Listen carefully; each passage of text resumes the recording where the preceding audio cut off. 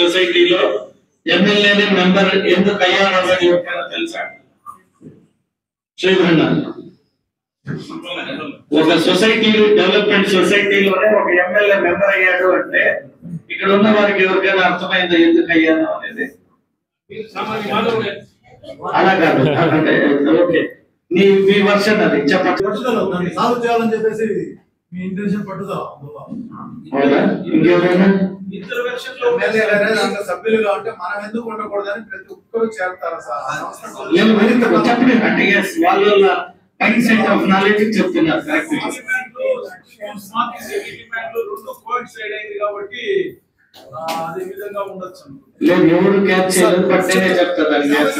చిత్తూరులో పుట్టారు కాబట్టి బాధ్యత కాబట్టి ఇది చేయాలి. బాధ్యతగా ఉండడానికి ప్రజలు ఓటేసి ఎమ్మెల్యేనే చేసేస్తున్నారు. బట్ చాలా మంది మాట్లాడేటప్పుడు అందరూ నన్ను పొగుడుతున్నారు చూసావా, దానికి నేను ఇప్పుడు చెప్తాను ఏమి ఆన్సర్ అని.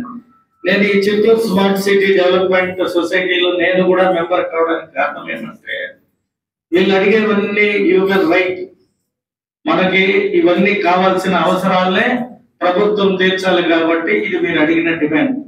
ఇది నన్ను అడిగిన రోజే నేను చెప్పాను నా వర్షన్ ఏమి, నా విజన్ ఏమి. మీరు ఎప్పుడు మా ఇంట్లో వచ్చి కింద ఆఫీస్ లో కూర్చొని అడిగారు, అప్పుడు నేను మొత్తం చెప్పాను. ఆల్మోస్ట్ ఒక 2 hours చెప్పినట్టున్నాను. నాకు అర్థమైంది ఏమంటే నేను ఎప్పుడు అసెంబ్లీకి వెళ్ళలే సంకరణ.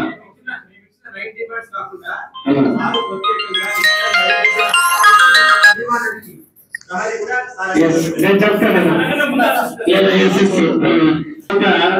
ఈ చిత్తూరులో ఎవరైనా నన్ను క్వశ్చన్ చేయగలిగితే వీళ్ళొక్కరే అనేది నేను ఆ రోజు గెస్ట్ చేశాను. కానీ వీళ్ళు నన్ను మెంబర్ అంటే చేర్చుకుంటారా లేదా, పొలిటికల్ కదా, లేదా ఇది ఒక పార్టీ కిందకి వెళ్ళిపోతుందని భావిస్తారేమో, మనం కూడా అడగడం మంచిది కాదు అని ఆ రోజు అనుకున్నా. బట్ కాకతాళీయంగా మొన్న ఎప్పుడో ఒక రోజు జనరల్ గా ఎవరు అడిగారు, మరి అడిగారు అంటే మా బుర్రతో అడిగిన తక్షణ ఇమీడియట్ గా ఎందుకు చేరాను అంటే నేను కూడా ఫస్ట్ టైం అసెంబ్లీకి ఎమ్మెల్యేగా పోయినప్పుడు ఓకే అసెంబ్లీలో అడిగిన అన్ని శాంక్షన్ చేసేస్తారు, అసెంబ్లీ వేదిక అనేది మనకు ఒక పెద్ద ప్లేస్మెంట్, దానికి అవకాశం ఇచ్చారు చిత్తూరు ప్రజలు. అంతకుముందు సేవ అంటే నేను సంపాదించినట్లు 10-20% ఖర్చు పెట్టుకుంటే పేరు హోదా మంచి చెడు అన్ని వస్తాయి అనుకున్నాను. అయితే అధికారం వచ్చినాక ఏమేమో చేసేవచ్చు అని అనుకునేది చాలా పెద్ద తప్పు అనేది అసెంబ్లీకి పోయినది తెలిసింది. అంటే ఇది నిజాలు, నేను ఎక్కువ నిజాలే మాట్లాడతాను. అది హాఫ్ రికార్డు ఉంది, ఆన్ రికార్డు లో కూడా. నేను ఎందుకు నిజాలు మాట్లాడతానంటే నేను ఎవరి దగ్గర ఏది ఆశించాను కాబట్టి నాకు భయం తక్కువ. నేను ఎదుటి దగ్గర ఏమన్నా ఆశించేటట్టుంటే నాకు భయం వస్తుంది. ఇట్టొస్తుంటే మీకు కనిపే వాళ్ళకి నాకు ఆ భయం అనేది లేదు. నేను అసెంబ్లీలో చాలా అడిగే హాఫ్ రికార్డు, అంటే అసెంబ్లీలో క్వశ్చన్ వేయకుండా 0 hourలో డిబేట్ చేయకుండా నేను స్పీకర్ ఛాంబర్ లోనే కూర్చుంటా కాబట్టి మంత్రులంతా అడిగే వస్తారు కాబట్టి హాఫ్ రికార్డ్ లో ఓపెన్ గా ఇలా కూర్చున్నప్పుడు అడిగేస్తా ఉంటా. ఆయన నీకు దండంలో కొత్తగా బెంగళూరు నుండి వచ్చావు, నీకు ఇక్కడ ఎవరంటే భయం లేదు, నాకు కొంచెం భయం భక్తి ఎక్కువ అన్నారు. ఎందుకన్నా భయం అని అడిగారు. లేదు మేము నెక్స్ట్ టైం మళ్ళీ ఎమ్మెల్యే కావాలి, మంత్రి కావాలి, మాకు ఏవేవో ఆశలు ఉన్నాయి అంటే నాకు లేదని పక్కన ఒక ఆయన అడిగాడు. ఉంటే ఈ విధంగా రాడు కదా అన్నాడు. ఏ విధంగా అన్నా, ఇట్లాంటి వాచ్లు, షూస్, ఇలా డ్రెస్సెస్, ఇలా స్టైల్ గా రారు అసెంబ్లీకి, దాచుకొని వస్తారు ఎంతున్నా కూడా ఎమ్మెల్యేలు. నువ్వు దాచుకుంటలేదు, డిస్ప్లేలో ఉంటావు కాబట్టి నువ్వు భలే క్లారిటీగా ఉంటావు, మాకు భలే ఇష్టం నిన్ను చూస్తే అన్నావు. అంటే నేను చెప్పాను మనకు వచ్చింది ఎందుకు కదా, అసెంబ్లీకి ఎందుకు వస్తున్నాము, ప్రజల సమస్యల పైన పోరాటానికి. అంతవరకు నేను కరెక్ట్ గా ఉన్నా. తర్వాత బట్టలు కూడా వేసుకోకూడదు, మనకే స్వతంత్రం లేకపోతే నా ప్రజలు బాగుంటే, నేను బాగుంటే మా వాళ్ళు బాగుంటారు, నేనే బాగలేకపోతే మా వాళ్ళు ఎట్లా వస్తారు? ఎమ్మెల్యేని చిరిగిపోయిన బట్టల్లో వస్తాడు, మనం బాగుపోతే మన పైన కళ్ళు పడతారు. ఆయన ఉన్న చిరిగిపోయి వేసుకున్నారు, అందరూ చిరిగిపోయిన వేసుకుంటే ఊరేమైతుంది, మనమే బాగుంటుందంటే వాళ్ళందరూ కూడా ధైర్యంగా మా ఎమ్మెల్యేనే కూలింగ్ గ్లాస్ పెట్టుకొని స్టైల్గా వస్తారు, మనము పోతామని వాళ్ళకి ఫ్రీడమ్ వస్తుంది. అంటే మనం డెమోక్రటిక్ కంట్రీ అని చెప్పేసి ఏదో రాజుల కాలంలో రాజ్యంలో రాజు ఒకడే కేంద్రం పెట్టుకుని వచ్చిన వైద్యులు వేసుకొని ఎవరు ఇప్పుడు రాజ్యం ద్వారా కాలం చెప్తారు అన్నట్టు అది మాటల్లో ఏంటికి మనకి అని నేను అసెంబ్లీలో ఓపెన్ గా మాట్లాడుతుంటా. అందుకనే నాకు ముఖ్యాల భాగం అసెంబ్లీ వశమైపోయారు. అంటే నేనంటే ఇష్టపడతారు. ఒక గంట నేను కనిపించకపోయినా జగన్ ఎక్కడికి వెళ్ళారు అని ఎదుగుతా ఉంటారు. మిమ్మల్ని చూసి ధైర్యంగా శాస్త్రీ గారిని ఇప్పుడు బయటేస్తుంటారు. డెఫినెట్ గా ఇప్పుడు అసెంబ్లీకి మంచి కార్లలో ఎవరైనా వస్తున్నారంటే అది నన్ను చూసి ఈ రోజుకి నేను నెంబర్ ప్లేట్ అయింది కారు ల్యాండ్ క్రూజర్ కొని తిరుగుతున్నాను. దీనిపైన ఒక పెద్ద ఎంక్వైరీ చేశారు.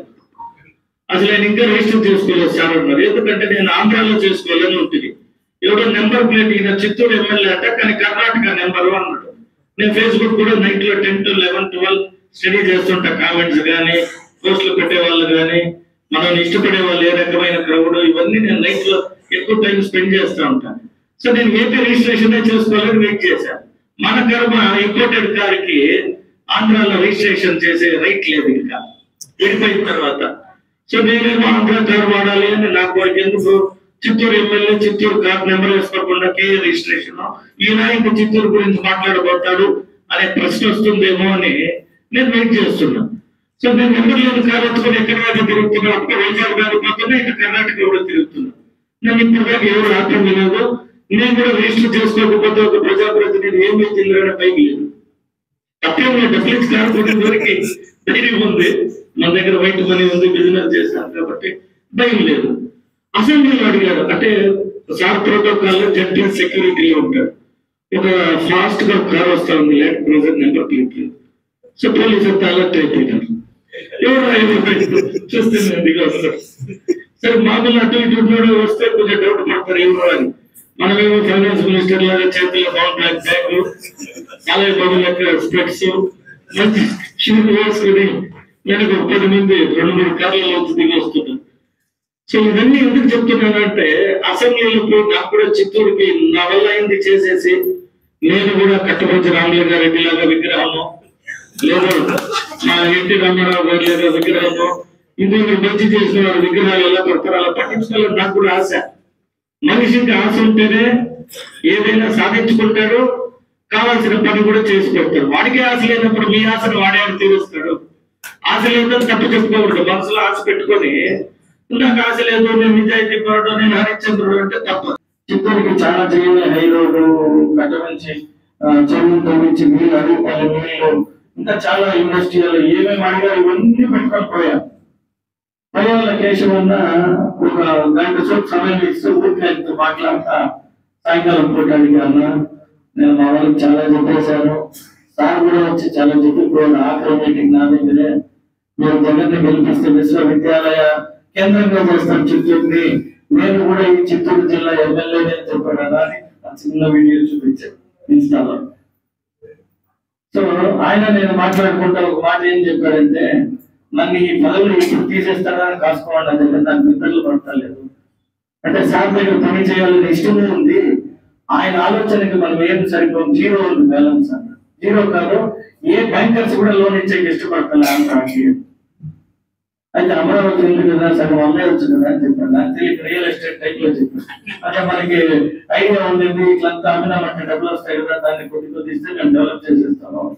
అట్లీస్ట్ ఎంపీ కన్నా ఎంపీ ఫండ్ ఉంది, ఎమ్మెల్యే ఫండే లేదు. ఎవరైనా ఏమైనా అడిగితే చేయాలని ఆశ ఉంది కానీ ఏమి చేయలేకపోతున్నా, అందుకే సొంత డబ్బులు ఖర్చు పెట్టేస్తున్నాను అన్న. కొంచెం భార్య కొడుకు తల్లిదండ్రులు ఏ మాట చెప్తలేదు బట్టి నడిచిపోతా ఉంది. మీరు ఎక్కువ రోజులు నడపలేమన్నా, ఎన్ని రోజులు అన్నీ ఖర్చు పెడతామా అని చెప్పాను. సో మొన్న మీరు చెప్పినట్టు మనకేమో చంద్రబాబు గారు శాంక్షన్ రాశారు దేవానదికి 180 కోట్లు. ఎమ్మెల్యే రోజులు అడిగారు ఇది మంచి ఇది అని చెప్పారు. పెట్టి ఆ ఫోటోస్ వీడియోస్ ఆ ఫ్లడ్డింగ్ అయింది అన్ని తీసుకుపోయి ఆయన ముందర పెట్టా. చూశాడు, పాపం చూడగా పెద్ద తీసి శాంక్షన్ రాశాడు. రాయగానే నేను ఎమ్మటే సోషల్ మీడియాలో పొద్దున పడేసాను టకటకటకాని. ఇంకేం అయిపోయింది దేవానదికి ఫండ్స్ వచ్చేసా పొద్దునే కట్టాలి అని. ఆ నుండి ఫైన్ అట్లా పోయింది, అక్కడ శాంక్షన్స్. ఆ నుండి మళ్ళీ ఫైనాన్స్ క్లియరెన్స్ పోతుందంట, అక్కడ ఫైన్ పడుతుంది. వాళ్ళకి ఒక్కటి చేసే జీవితంలో దీన్ని గుర్తు పెట్టుకున్నా కనీసం అదన్నా చేస్తే ఆ కాలువ ఇది అదన్నీ చాలా ఇదైతే లేదు 180 కోట్లు ఇచ్చాక పరిస్థితి మన దగ్గర లేదు అని చెప్పారు. ఏం చేయాలి? సరే ఏదైనా మున్సిపల్ ఆస్తులు అమ్మేసి పని చేద్దాం అనుకున్నాను. నేను కొంచెం టాలెంట్ అని నాకు వీడికి వచ్చాడు, ఇంకా మొత్తమే తాకట్లో పెట్టేస్తున్నారు. ఒకటి కూడా లేదన్నది. ఒకటి కాదు సార్, మున్సిపల్ ఆస్తి మొత్తం అడిగిపోయి రిజర్వాయర్ తాకట్టు పెట్టి ఆ డబ్బులు తెచ్చేసారి కట్టు ఉండేది. సరే ఇంటికి మున్సిపల్ ఆదాయం ఎంత వస్తుంది అని అడిగి 37 కోట్లు వస్తా ఉంది సార్ అన్న. నెలకి అని అడిగాను, కాదు సంవత్సరానికి సార్. సంవత్సరానికి 37 వస్తే మనం ఏం చేస్తాము అన్న. లేదు సార్, దాంట్లో 16 కోట్లు అడిగిపల్లికి వెళ్ళిపోతాం సార్, జీతాలు వాటికి వీటికి 15, 18 అయిపోతాం సార్. ఒక 3 కోట్లు పని చేయొచ్చు సార్ అన్న. 3 × 5 ఏళ్ళు, 5 ఏళ్ళు ఒక ఏడాది తీసేద్దాం, 12 కోట్లు పని చేయాలి. 12 కోట్లకి ఒకవేళ జనరల్ మాట్లాడుకున్నాం, కమిషన్ అంటే 10%, 1,20,00,000 నాకు ఇస్తారు మామూలుగా అయితే ఒక ఎమ్మెల్యే, నేను కాకపోయినా. ఈ 12 కోట్లతో ఏం చేస్తాం చెప్తారు. సరే పాత వాళ్ళు ఏం చేశారు అని అడిగారు. పాత వాళ్ళు అయితే 7 కోట్లు పని చేస్తుంటారు 5 ఏళ్ళకి. అంటే మీరు ఎవరు అడగలేదేమో, నాకు తెలియలేదు. అడిగితే వాళ్ళు పట్టించుకోలేదా లేదా వాళ్ళకే తెలియదా నాకు తెలియదా. మొత్తం 7 కోట్లు మాత్రం పని చేస్తుంటారు మున్సిపల్. సో నాకు నైట్ అంతా ఇంటికి పోతే నిద్రే రాలేదు. ఏమో ఇవన్నీ తెలుసుకోకుండా డబ్బుంది, కార్లు ఉందని వేసుకొని వచ్చేసి గమగవాది వేసి పెడితే చెప్పేస్తుంది. అదేదో బీరో కొన్నంత 13,000 కాదు కదా, బీరో అయితే కొనిచ్చేస్తారు 2-3 ఇవన్నీ ఎప్పుడు చేయాలి, ఎలా చేయాలి? గత పంచులు చూస్తే తిరుగుతా ఉన్నారు. ఆ ఎస్టిమేషన్ వేస్తే 25 కోట్లు అన్నారు ఆ రోడ్డు. ఈ రోజు 5 ఏళ్ళకి 25 ఖర్చు పెట్టే కూడా లేదంటున్నాడు. మనం ఏం చేయాలి? 18 ఏళ్ళకి పోతే ఫైనాన్స్ లేదు, మీరు ఎమ్మెల్యేలు మీరే మొబైల్ చేసి ప్లాన్ చేయాలంటున్నారు. ఇవన్నీ ఏం చేయాలి? మళ్ళీ రాజకీయాల్లో ఉండాలా వద్దా? చాలా మదన పడి ఒక 2 నెలలు ఆరోగ్యం అంతా పాడైపోయింది. ఎందుకంటే మాట ఇచ్చేసి ఉన్నాం కదా, ఏదో ఒకటి చేయాలి. ఏదన్నా చేద్దామంటే ఆస్తులు కూడా లేవన్నారు. ఆస్తులు దానమో చేసేకైనా సరే. మళ్ళీ కలెక్టర్ గారు మనకు మంచి కలెక్టర్ ఉన్నాడు. ఈ జిల్లాలో నేను ఇంకా రాజకీయాల్లో ఉండాలి అని ఏమైనా కోరిక ఉందంటే ఓన్లీ ఆయన వాళ్ళని. ఆయన దగ్గరికి పోయి ఇట్లా కూర్చొని నా బాధలన్నీ చెప్పి ఏం చేద్దాం సార్ అంటే, పాప ఆయన అడిగిపల్లికి వెళ్తే సీఎంకి కూడా మేమిద్దరము ప్లాన్ చేసి పైప్ లైన్ స్టార్ట్ చేయించేసాం. అది ఏమన్నా కానీ పైప్ లైన్ రోడ్లు పడి ఉన్నాయి. అర్థంలో చేసి మీ ట్యాక్స్ వర్క్కి ఏదో ఒకటి చేద్దాం సార్ అని చెప్పి ఆ కాంట్రాక్టర్ని పిలిపించి ఆయన చూస్తే రేవంత్ రెడ్డి తమ్ముడు కంపెనీ పార్ట్నర్. రేవంత్ రెడ్డి దగ్గర కూర్చొని వాళ్ళ తమ్ముడు దగ్గర పిలిపించుకొని మాట్లాడి ఆయన షూరిటీ అదేదో ఉంటే బాగుంది, నేను చెప్తాను, నేను పోయి వర్క్ చేయను. అదేదో గౌరవం కాపాడింది అని చెప్తే 25 కిలోమీటర్స్ పైప్ లైన్ పూర్తయింది. ఈ మధ్యలో 2 ఎమ్మెల్యేలు దగ్గర అడ్డపడి మా ఎమ్మెల్యే నీకు మాత్రం నీళ్లు కావాలా, మా ఇంట్లో మీదుగా పోతూ మాకు కూడా ఇవ్వాలి కనెక్షన్ అన్నారు. సరే మళ్ళీ కలెక్టర్తో కూర్చొని ఆర్డర్ సమస్య ఉంటే తెలిసి అట్లా పాకాలకు ఒక లైన్, ఆ పాకాలకు లైన్ ఇచ్చి నిధులకి ఉన్నాడు. ఆయన ఈయనకి చెప్పాడు పక్కన ఇంకొక ఆయన పాకాలు అయిపోయినాక నా పైన కదా పోయేది, నాకు కూడా కనెక్షన్ ఇస్తేనే నీకు నీళ్ళు అన్నాడు. సరే ఆయనకి ఇకపోతే మా దగ్గర నీళ్ళు రాదు కదా, సరే ఆయనకి కూడా నీళ్ళు, ఆయన కూడా పైపు. తిరిగి లాస్ట్కి ఇప్పుడు ఇక్కడికి వచ్చింది అప్పుడు మీ దగ్గరికి వచ్చింటారు. ఇప్పుడు ఒక పెద్ద ప్లాంట్ కట్టాలి. అసెంబ్లీలో నేను చెప్పేస్తాను, నువ్వు ఎక్కువ డిమాండ్ పెట్టదు, నేను పరిశీలన అంటే ఎందుకంటే ఇప్పుడు వచ్చినావు, నేను ఇప్పుడు పోతాను క్వశ్చన్ అవర్ అంటే ఇక 10 minutes గ్యాప్ ఉంది. నువ్వు 10 నిమిషాల ముందు వచ్చిన అడిగే అసెంబ్లీలో హామీ ఇచ్చావంటే నేను తప్పుడు హామీ ప్రభుత్వ పరిశీలన అంటే మళ్ళీ నువ్వు నా క్యాబినెట్ రా, దాని అంతా నాకు డీటెయిల్ ఏమి అన్నాడు. తర్వాత పోయి చెప్పారు పీవీకేఎన్ ల్యాండ్ ఇస్తుంది అని గూగుల్ మ్యాప్ ఓపెన్ చేసి చూపించా. మళ్ళీ బాగుంది కదా, ఇంత ల్యాండ్ ఉందా టౌన్ లో ప్లాన్. అవునా, చుట్టూ కొండలు గిండలు మంచి బ్యూటిఫుల్ వాతావరణం, ఎడ్యుకేషన్ కి అయితే ద బెస్ట్ ప్లేస్. ఈ రాష్ట్రంలో 10 కోట్లు ఉందన్నా, ఎక్కడ నేను కాపాడాలన్నా, లేదంటే ఇది కూడా ప్లాటింగ్ సైట్లు వేసేయాలని ఉంటారు, నేను విన్నానన్నాను. మరి నువ్వు ఆఫర్ చేసేవాడు కదా, నీకెందుకు ఇబ్బంది అంది. లేదన్నా నాకు ఒక కోరిక అయితే ఉంది, ఎట్లా వచ్చేసినాము అక్కడ బెంగళూరు వదిలిపెట్టి ఎమ్మెల్యేగా ఏం చేసినాం అనేది హిస్టరీలో ఉండిపోవాలని ఒక ఆశ అయితే ఉందా. నాన్నగారు అయితే అక్కడ నాకు కూడా ఈ పనులు చేయాలి అని. సరే నెక్స్ట్ అసెంబ్లీ సెషన్స్ లోపల బిల్ చేద్దాం కూడా అని అంటే ఖచ్చితంగా మన కోరికలు నెరవేరుతాయి. ఎప్పుడైతే మన సంకల్పం మంచిదైతే, మనం ఆశించేది మంచిది అయినప్పుడు ఖచ్చితంగా పూర్తయితే. సో తాండవమూర్తి గారు, మన మురళీ నాయక్ గారు, వారి టీం అందరూ కూడా ఈ ఏజ్ లో వాళ్ళకి ఏం కావాలి, మనవాళ్ళు ఎత్తుకొని లేదా వాళ్ళకి ఏమైనా చేసి పెడతామని ఆశించే వయసులో ప్రజల కోసం ఆశించేటప్పుడు మనము ఈ వయసులో నుండి మనం ఏదైనా చేస్తే కదా మనకి ఈ వయసు వచ్చేటప్పటికి మంచి పేరు ఉంటుందని మీరు జట్టులో జాయిన్ అయ్యారు. అంటే ఇవన్నీ కూడా ఎందుకు చెప్తానంటే చాలా మందిని జాయిన్ చేయండి. ఇది ప్రశ్నించే గొంతు ఎంత పెద్దదైతే అంత మంచి జరుగుతుందని నేను కూడా భావిస్తాను. కాబట్టి ఇది నాకు ఎక్కడ కూడా ఒకటైతే అర్థమైంది. ఓకే, ఇప్పుడు నేను ఎమ్మెల్యే ఒక పార్టీకి రిప్రజెంట్ చేస్తాను కాబట్టి కొంత దీన్ని మంచిగా అనొచ్చు, లేదంటే నేను ఉండాలని దీన్ని రకరకాలుగా కూడా మాట్లాడతాను. బట్ అవన్నీ లైట్ గా తీసుకోండి సార్. అదే రజనీకాంత్ చెప్పినట్టు మారుగానే కుక్క ఉండదు, మాట్లాడే ఊరు ఉండదని మాస్ డైలాగ్ చెప్పినట్టు మాట్లాడేవాడు మాట్లాడుతూనే ఉంటాడు, మన పని మనం చేసుకొని పోవాలి. వాడు అన్నాడు కదా అని బాధపడ్డామంటే ముందుకు పోలేదు. కాబట్టి ఈ రోజు ఇంత అవకాశం ఇచ్చిన మీ అందరికీ నెక్స్ట్ మళ్ళీ మీరు ఇదే క్వశ్చన్లు అడిగేది మాత్రం ఎవరు ఉండకూడదు. నిజమైన సమస్యలు మీ ఏరియాలో మీరు ఉన్న కోర్ కమిటీ ఒక 5 డివిజన్లు బాధ్యత తీసుకొని అక్కడ కూడా మెంబర్షిప్ ఇచ్చి ఒరిజినల్ గా ఏం అవసరమో మరి 36 అడిగి 3,000 కోట్లు అడిగినామంటే 300 కూడా ఇవ్వము. నేను అడుగునేదే పెద్దది, అది ఇచ్చేసి ఈ 5 ఏళ్లలో నా పేరు నిలబెడతారని నేను కూడా ఆశిస్తున్నాను సార్. ఇది ఒక 60, మళ్ళీ దీన్ని సిఎంసి కొన్ని చెరువుల కనెక్టింగ్, దానికి ఒక 30-90 కోట్లు ఇప్పుడు ప్రభుత్వం దానికి కూడా ఇవ్వాలి. 5 అదొక 90, ఇదొక 180-270 కోట్లు ముఖ్యమంత్రి గారి దగ్గర నుండి అటు ఎన్ని కాస్ట్ చిత్తూరుకి తేవాలి. ఈ లోపల అన్ఎక్స్పెక్టెడ్ గా కుప్పంకి వచ్చాము. సరే, కుప్పానికి పోయి నన్ను అడిగారు ఏం కావాలి జగన్ కి అని. సార్ చాలా సోపు 2 ఎమ్మెల్యేలు వెయిట్ చేస్తున్నారు సార్ అన్న. నేను థామస్ గారు వెయిట్ చేస్తాను. సరే పిలవండి అన్నాను. థామస్ గారు ఏదో వాళ్ళ నియోజకవర్గానికి పాలి రోడ్స్ అడిగారు, అదేదో కలెక్టర్ చెప్పారు. నేను అడిగితే హై రోడ్ వైడ్ కొన్ని సమస్యలు డెవలప్మెంట్ ఉంది సార్ అన్న. ఇమీడియట్ గా కలెక్టర్ గారు హై రోడ్ కి సిగ్నల్ ఇచ్చారు. సో హై రోడ్ నేను ఇప్పుడు దాకా ఎమ్మెల్యే రోజులు కూడా ఇస్తాను. ఎవరు ఒప్పుకున్నారు?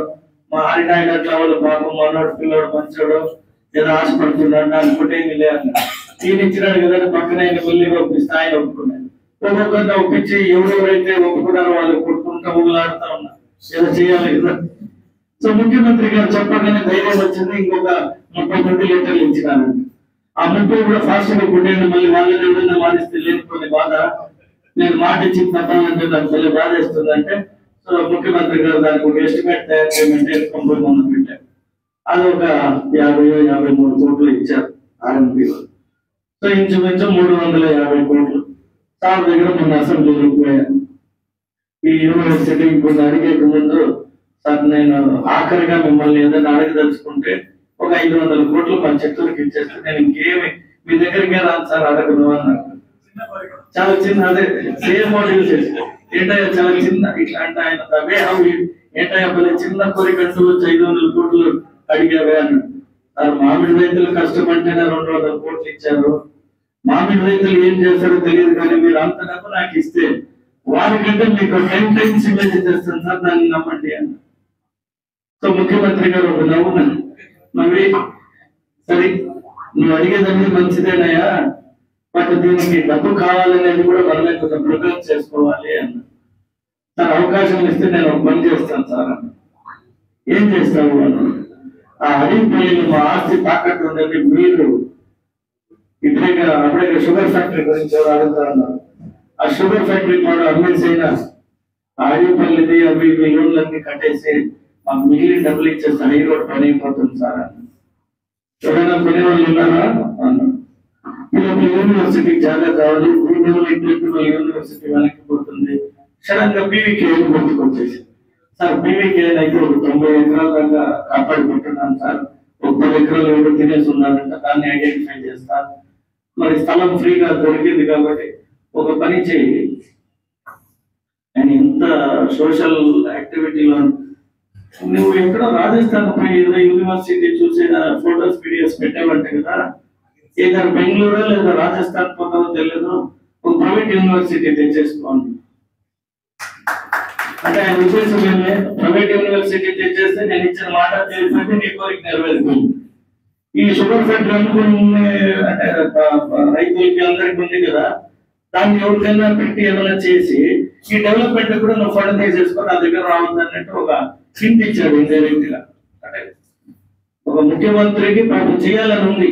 నాట నియోజకవర్గం 175 ఏ ఒక్క చిన్న లోపం జరిగినా ఆయన పైన పొద్దునే టీవీలో మీడియా వాళ్ళు పడిపోతా ఉంటారు.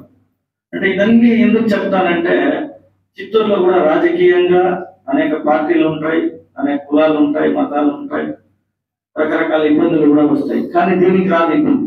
నాకు వస్తుంది ఇబ్బంది ఎమ్మెల్యేగా, కానీ స్మార్ట్ సిటీకి దీనికి రాదు. కాబట్టి దీని కింద ఎన్ని డిమాండ్ అయినా పెట్టచ్చు.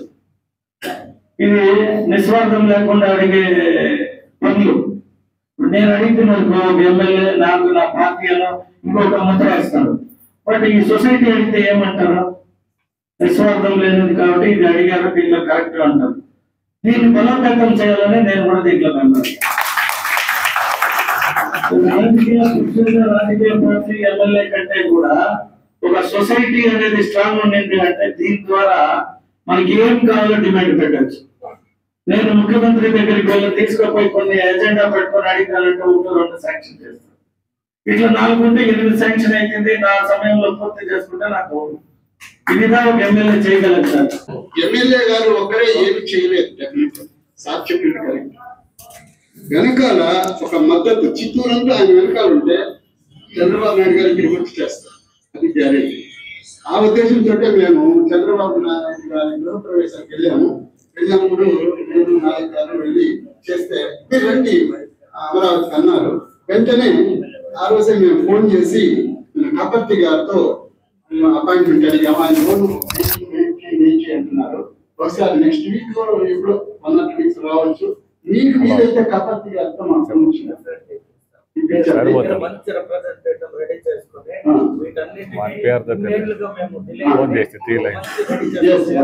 ఎందుకంటే ఒకరే అడగడం కాదు, ఒక సొసైటీ తరఫున ఒక టీము 10 మంది అడిగినప్పుడు ఫండ్స్ ప్రాబ్లం కూడా మనకు సాల్వ్ అవుతుంది. అది నెంబర్ 1 సార్. రెండోది అంటే మీకు తెలియదు కాదు, కాకపోతే నేను క్లారిఫికేషన్ కూడా పైవాళ్ళని అడగాలి. స్మార్ట్ సిటీ అన్నప్పుడు 1000 కోట్లు వెంకయ్య నాయుడు గారు అనౌన్స్ చేశారు. అమృత స్కీమ్ అయితే 500 కోట్లు అన్నారు. మనకి స్మార్ట్ సిటీ కాకపోయింది, అమృత్ కింద అయింది. అమృత్ కింద 500 కోట్లు 250 కోట్లు ఈ అడవిపల్లికి అప్పుడు చేశారు, అనౌన్స్ చేశారు. మిగతా ఏమైంది అనేది నాకు తెలియదు, అది కమిషనర్ గారికి కూడా తెలియదు. అడిగాను సార్, చెప్తా పొలిటికల్ ఎమ్మెల్యేగానే మాట్లాడినాను అది మనసు విషయం కాదు. తర్వాత ఇక మరి మనం వేస్ట్ కాకుండా అందరికీ ఉత్సాహం ఇవ్వాలి కాబట్టి మా ఈ రచయితల కోసం చెప్పండి. మరి 9 డిమాండ్లు మీరు వచ్చాక గతంలో 70 సంవత్సరాలుగా ఏ పాలకులు చేయింది ప్రయత్నం చేస్తున్నారు. నగర శివారులో 4 వేలు 6 వేలు ఎక్స్ప్రెస్ రైలు 3 వేలు ఇస్తున్నాయి. త్వరలో బుల్లెట్ ట్రైన్ కూడా వస్తూ ఉంది. రైల్వే డబుల్ లైన్ కూడా పడుతూ ఉంది. సార్ నగరంలో ఒకటి సార్ నేను ప్రస్తుతంగా మాట్లాడుతాను. నగరంలో 50 డివిజన్లు ఉన్నాయి సార్. ఈ 50 డివిజన్లలో మీరు సీలో చూస్తారు మొబైల్ రిపేర్ వెహికల్ ఒకటి ఉంది సార్. రోడ్ రిపేర్కి అంటే ఎక్కడ గుర్తులు ఉంటాయి అక్కడ ఒకసారి సికింద్రాబాద్ చూశాను, మీకు ఇంకా అనుభవం ఉంటుంది. ఢిల్లీ అదేమది దారు ఇవన్నీ వేసుకొని పోతుంటాం అన్నమాట. ఎక్కడెక్కడ గొంతులు ఉన్నాయో ఆ గొంతులు పూర్తి చేసుకుంటాం సార్. అదొకటి చేయండి సార్, ఎందుకంటే మనకి వాటర్ కాబట్టి అందరూ ఇట్లా వస్తుంటారు. ఆ గుంతలు అనేది 1-2 కాదు, అన్ని డివిజన్లు ఉన్నాయి. అదొకటి మీరు మొబైల్ రిపేర్ రోడ్ ఒకటి మీరున్నా చెప్పి అది చేయండి. మైనారిటీలకి ఎట్లా ఉర్దూ సాధించాలో అట్లాగే మనకి కళ్యాణ మండపం అనేది లేకుండా సార్. ఇంతకన్నా కళ్యాణ మండపం చూడాలనుకుంటే 50 వేలు 70 వేలు 80 వేలు సార్. ఇప్పుడు అది రెడ్డికి ఇచ్చేసారు కాబట్టి 20,000 మినిమం 20,000 సార్. ప్రజలకు అందుబాటులో ఉంటుంది రెడీ చేసి ఇప్పుడు మన బిఎన్ నాయుడు కూడా చిత్తూరు వాసే చైర్మన్ కాబట్టి మన పూణేపల్లె కాబట్టి మీరు చెప్పినది ఖచ్చితంగా టీటీడీ ఉన్నదాన్ని బాగా రెడీ చేయించి ప్రజలకు అందుబాటులో ఉండే విధంగా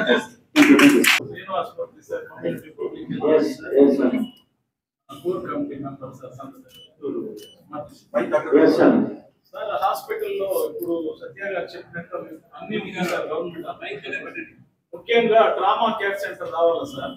చుట్టూ బైపాస్ ఉంది, హైవేలు ఉంది, 4 లైన్స్ ఉంది, 6 లైన్స్ వస్తా ఉంది. ట్రామా కేర్ లేదు సార్. యాక్సిడెంట్ అయినప్పుడు అన్ని రెఫరే చీలాపల్లి లేదా స్విమ్స్ అని రాణిపేట హాస్పిటలే. ట్రామా కేర్ చిత్తూరులో లేదు సార్, హెడ్ క్వార్టర్ లో. ఇంకోటి ఏమనంటే ప్రతి కాలేజీ, నేను మెడికల్ హెల్త్ కాబట్టి ప్రతిదీ ప్రైవేట్ లో ఉంది, గవర్నమెంట్ లో లేదు. నేనే నర్సింగ్ లెక్చరర్ గా ఉన్నాను సార్. జిఎన్ఎం లేదు, బిఎస్సి నర్సింగ్ లేదు, ఎంఎస్సి నర్సింగ్ లేదు, పాలిటెక్నిక్ లేదు. మొత్తం మనము ప్రైవేట్ మీద ఆధారపడాలి సార్. ఆర్బిఎస్ కానీ అది వెంకటేశ్వర వాళ్ళు అన్ని. దయచేసి మీరు GNM, BSc nursing, MSc nursing చిత్తూరులో రావాలి సార్. నర్సింగ్ కాలేజీలో మీరు అనుకుంటే అది పెద్ద విషయమే కాదు. మీరు అనుకుంటారు, మంచి మనసులో మీకు చేయి పెట్టిన పనులన్నీ బాగా సక్సెస్ అవుతారు. మాకు ఈ విజయం మీరు అనుకుంటే విజయం సాధిస్తారు సార్. దయచేసి నర్సింగ్ ఫీల్డ్ చాలా వీక్ గా ఉంది చిత్తూరులో. మొత్తం ప్రైవేట్ లో ఉంది, కాదని చెప్పలేదు. ఈవెన్ ఎన్ఆర్పేటలో పాలిటెక్నిక్ కాలేజ్ ఉంది సార్, పలమనేరులో పాలిటెక్నిక్ కాలేజ్, చిత్తూరులో వెటర్నరీ లేదు, మామూలు పాలిటెక్నిక్ కాలేజ్ లేదు సార్. దయచేసి పాలిటెక్నిక్ కాలేజ్ పిల్లలకి చాలా మంచిగా పనికొస్తుంది. నర్సింగ్ లో ఉండే బిడ్డలకు ఎంతో మంది గవర్నమెంట్ అయితే మేలు సార్. అన్ని వెంకట స్వామి దగ్గరికి పోవాలి సార్. అందరికీ విజయదశమి శుభాకాంక్షలు. చిత్తూరు పట్టణానికి కేంద్రీయ విశ్వవిద్యాలయాన్ని సాధించినందుకు మీకు అభినందనలు. ఎంతో మంది నాయకుల్ని చూసాము, ఎంతో మంది ఎమ్మెల్యేలు, ఎంపీలు చూసాం. కానీ సొంత లాభం కొంత మేలుకొని గట్టి మేలు తలపెట్టబోయి అని కవి గారు అన్నట్లు మీరు దాన్ని ఆచరణలో చూపించడం చాలా అభినందనీయం, మాకు చాలా సంతోషకరం. అలాగే చిత్తూరు జిల్లాకి ఒక ప్రాణాధారమైన హాస్పిటల్ అనేది లేదు. గవర్నమెంట్ హాస్పిటల్ అనేది ప్రైవేట్ కి చేశారు కాబట్టి వాళ్ళ సాధ్యాసాధ్యాలను బట్టి వాళ్ళు మెయింటైన్ చేస్తారు. కేంద్ర ప్రభుత్వం, కూటమి ప్రభుత్వం సాధ్యంలోని బీజేపీ గవర్నమెంట్ ఒక అనౌన్స్మెంట్ చేసింది. ప్రతి జిల్లా కేంద్రంలో ఎయిమ్స్ స్థాయి మెడికల్ కాలేజీని స్థాపించాలనే ఉన్నత లక్ష్యంతో ప్రకటించారు. కాబట్టి చిత్తూరు జిల్లాలో ఆల్రెడీ గవర్నమెంట్ హాస్పిటల్ అనేది మనంపల్లి గెలిపి, డిస్ట్రిక్ట్ హాస్పిటల్ అనేది ఇక్కడ ఉండాల్సింది మనంపల్లి గెలిపి. డివైడ్ అయిన తర్వాత కూడా జిల్లా ఆసుపత్రి కేంద్రం అనేది ఇంకా వాళ్ళు చర్యలు తీసుకోలేదు. ఉన్న ఆసుపత్రి అపోలో వాళ్ళు మేనేజ్మెంట్ ఉంది. కాబట్టి చిత్తూరులో ఎయిమ్స్ స్థాయి ఆసుపత్రి నెలకొల్పడానికి మీరు కృషి చేయాల్సిందిగా మా చిత్తూరు ప్రజల కోరిక, ప్రార్థన. గారికి నమస్తే. నమస్కారం. మీరు ఇప్పటికి చేసినటువంటి పనులే చాలా ఆనందాన్ని ఇస్తున్నాయి. వధువారణ్యం అనేటువంటి ఒక ఆహ్లాదకరమైనటువంటి ఆ రోడ్డు అయితేనేమి, ఇవన్నీ కూడా మా మిత్రులందరూ కూడా మీకు కలుస్తున్నారు, చెప్తున్నారు సొసైటీ తరఫున. నేను అనేది ఏమంటే, విశ్వవిద్యాలయం అనేటువంటి కోరిక 5,000 మంది ఈ నడిపొడ్డున ధర్నా చేశారు సార్ విద్యార్థులు. ఆ రోజు అక్కడ ఉన్నటువంటి నాయకులు కానీ పట్టించుకుంటే తిరుపతిలో ఐసెట్, ఐఐటి అవి 5 ఇన్స్టిట్యూషన్స్ తిరుపతిలో ఉండేవి కాదు. మీలాంటి వాళ్ళు లేకపోవడం వల్ల మొదలు నష్టపోయాం. ఆ రోజు 5,000 మందిలో ధర్నా చేశాం. వచ్చినటువంటి 5 ఇన్స్టిట్యూట్లు ఇక్కడ 2 పెట్టండి అని మొత్తుకుంటే ఆ రోజు నాయకులు మా వినతి విన్నారు కానీ వాళ్ళ దగ్గర చెప్పలేకపోయారు. చాలా ట్రెమెండస్ అయిన విషయం ఏంటంటే, శాసనసభలో ముఖ్యమంత్రికి ఒక విషయాన్ని చెప్పడమే భయపడేటువంటి రోజుల్లో ఈ రాష్ట్రం మొత్తం నిలబెట్టు చూసేలా మీరు ఈ చిత్తూరు వాణిని వినిపించారు. అందరూ మనతో కూడా స్పీకర్ కంటే మీరు మాట్లాడింది మేమందరూ కూడా చాలా ఆసక్తిగా స్పీకర్ తో మీరు మాట్లాడినటువంటి ముఖ్యమంత్రి మాట్లాడిన విషయాలు మేము విన్నాం, గర్విస్తున్నాం సార్. రెండోటువంటి విషయం అంటే, విశ్వవిద్యాలయం ఆల్ ఇండియా స్థాయిలో వచ్చేటువంటి ఏదైనా కూడా జిల్లా వెలుగులేంది కాబట్టి ఇక్కడికి రావడానికి మీరు ప్రయత్నం చేయాలని సఫలీకృతంగా కోరుకుంటున్నాం సార్. ఈ అద్భుతమైన డబ్లింగ్ లైన్ 2 అయింది. వందే భారత్ రావడం కూడా చాలా సంతోషమైనటువంటి విషయం. ఈ రోజు విజయవాడ, బెంగళూరులో మన 4 hours అవకాశం కూడా కల్పించారు.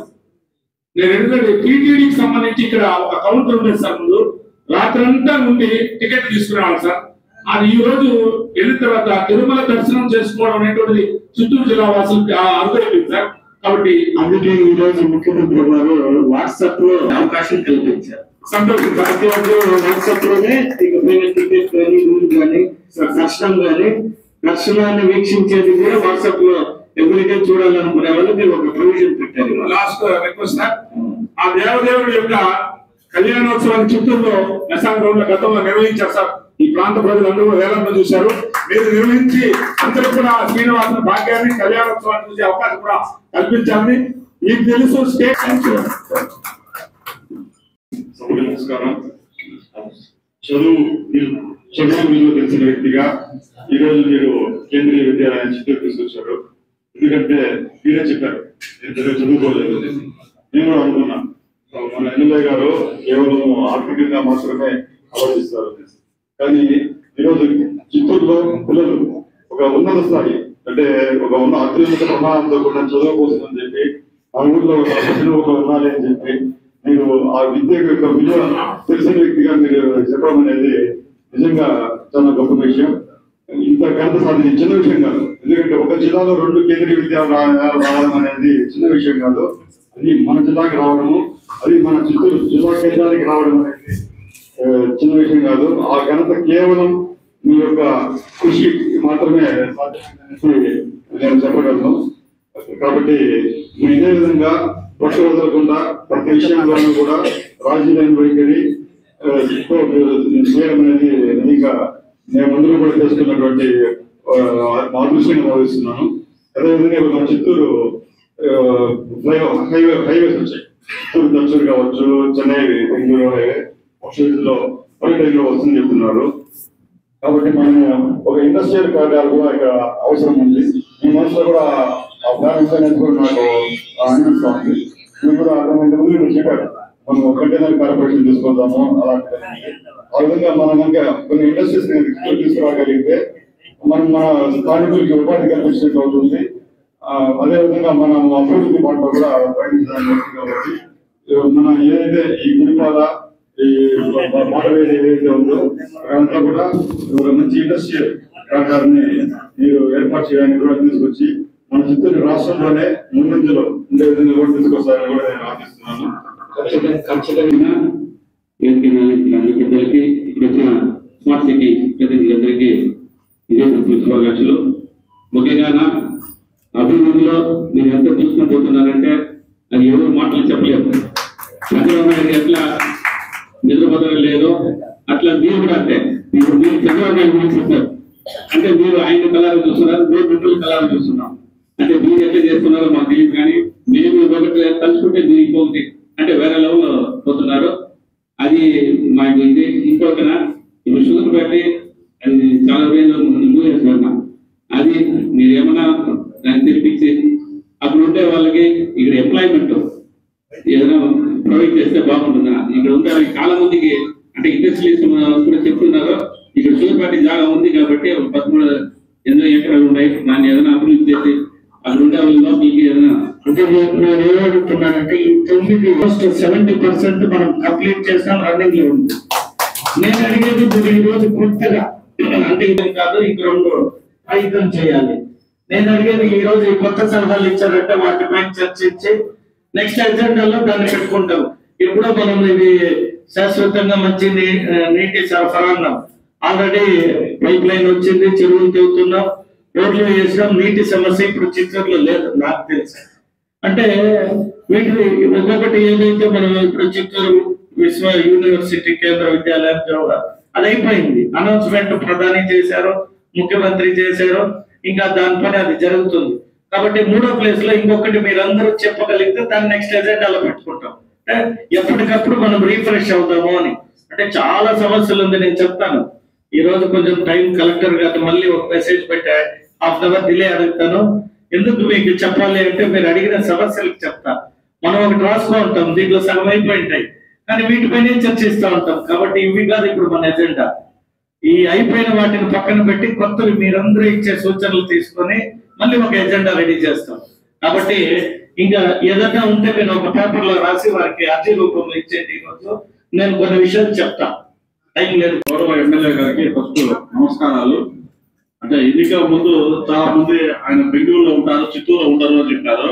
కానీ ఆయన ఎన్నికల ముందు నుంచి ఈరోజు చిత్తూరులోనే ఉన్నారు. ఆయన అంటే చాలా మందికి ఆయన ఒక స్ఫూర్తి. ఎందుకంటే మొదటి నుంచి ఎమ్మెల్యే గారు చెప్పినట్టే నా తండ్రి గారి యొక్క మాట ప్రకారం పుట్టిన జన్మానికి ఈ జన్మ పుట్టిన చిత్తూరుకి న్యాయం ఉద్దేశంతో కాబట్టి ఆయన చిరునవ్వే విజయానికి నాంది.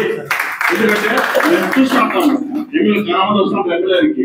కొంతమంది గతంలో అయితే ప్రజలే కాదు, ఎమ్మెల్యే గారు first priority give to public. ఎవరినో ఉంది ఫస్ట్ వార్తనే ఇస్తారు. సో ఎమ్మెల్యే గారు అలాగే అనుకున్న మన స్మార్ట్ సిటీ యొక్క 9 అజెండా చాలా వరకు అయింది. మిగతా సంస్థలు కూడా పూర్తి కోరుకున్నాను. అలాగే చిత్తూరు నగరము ఇటు తమిళనాడుకి కనెక్ట్ తరగతిలో ఉంది. వ్యాపార నిమిత్తము ఇతర కార్మికులు వస్తూ ఉంటారు. పబ్లిక్ టాయిలెట్ లేదు సార్, అది చాలా ఇబ్బందిగా ఉంది. అది పబ్లిక్ టాయిలెట్ పెడితే బాగుంటుంది. అలాగే సార్ ఇప్పుడు దర్గా సర్కిల్ లో ప్రైమరీ హెల్త్ సెంటర్ పెట్టారు సార్. అది కొన్ని ఏళ్ళుగా వెటర్నరీ హాస్పిటల్ ఉంది అక్కడ, కానీ ప్రైమరీ సెంటర్ ఉంది ఎవరికి తెలియదు. గోడ అడ్డంగా ఉంది సార్. అది ఆర్టీసీ 30 రోడ్లో ఆ గోడలు కొట్టిస్తే హాస్పిటల్, ఎందుకంటే ఆడ అన్ని టెక్నీషియన్ డాక్టర్ అంతా ఎవరు గోడ తెలియడం లేదు. సో దయచేసి ఆ గోడ కానీ కొట్టాం, మనకి ప్రహరీ గోడ కొట్టే ఆర్టీసీ 30 రోడ్లో హాస్పిటల్ తెలుస్తుంది సార్. అది చేస్తే బాగుంటుందని కోరుతున్నాను. Thank you sir.